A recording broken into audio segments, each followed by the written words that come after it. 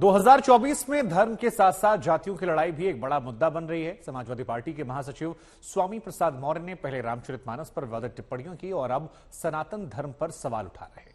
स्वामी प्रसाद मौर्य दरअसल वो लकीर खींच रहे जिस पर चलकर 2024 में उन्हें सफल होने की आस है। वो समाजवाद के साथ साथ अंबेडकरवाद की राजनीति को हवा दे रहे हैं।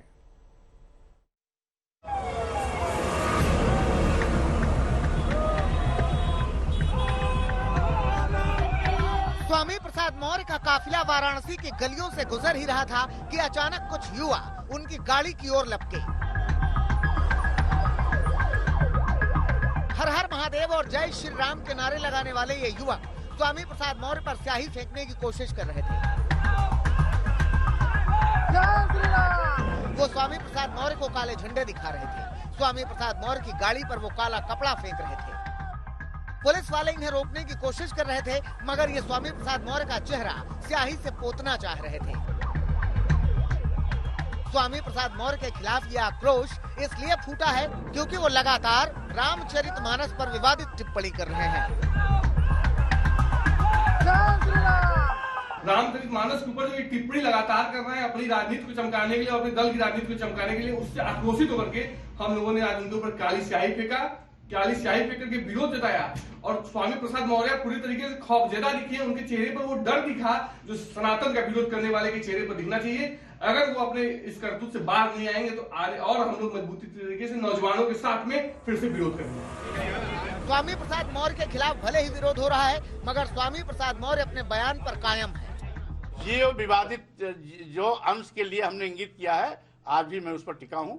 संशोधित किया जाए या प्रतिबंधित किया जाए और राष्ट्रपति जी को और पुरानी प्रधानमंत्री को उस विषय में।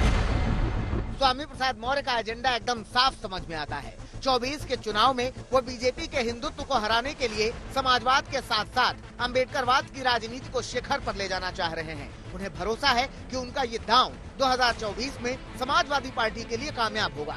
इसीलिए स्वामी प्रसाद मौर्य मानस के साथ साथ अब सनातन पर भी सवाल उठा रहे हैं।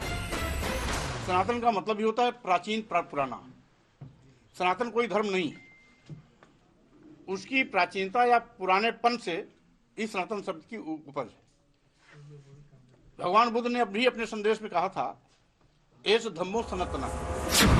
स्वामी प्रसाद मौर्य हिंदुत्व के खिलाफ बयानबाजी से बाज नहीं आ रहे हैं। उनके बयान के बाद ही लखनऊ में ओबीसी समुदाय के लोगों ने रामचरितमानस की कुछ प्रतियां जलाई थी, मगर स्वामी प्रसाद मौर्य इस बात से इनकार करते हैं। वो कहते हैं कि मानस की कहीं कोई प्रति नहीं जलाई गई। कोई प्रति नहीं जलाई गई है। क्यों प्रतिमा लखनऊ में जलाई गई? ये सरकार के दबाव में पुलिस का एजेंडा है। कोई प्रति नहीं जलाई गई। क्या बात करते हैं आप? और सिर्फ नारी का विरोध, केवल दफ्ती में स्लोगन जलाना वो रामचंद्र की बात की प्रतीक नहीं होता। स्वामी प्रसाद मौर्य के बयान पर बीजेपी तो सवाल उठा ही रही है। वो स्वामी प्रसाद मौर्य के बहाने अखिलेश को तो घेर ही रही है, मगर स्वामी प्रसाद मौर्य के बयान का विरोध खुद उनकी ही पार्टी में भी हो रहा है। समाजवादी पार्टी के विधायक कहते हैं कि जो मानस को नहीं मानता वो ना तो सनातनी है और ना सच्चा समाजवादी।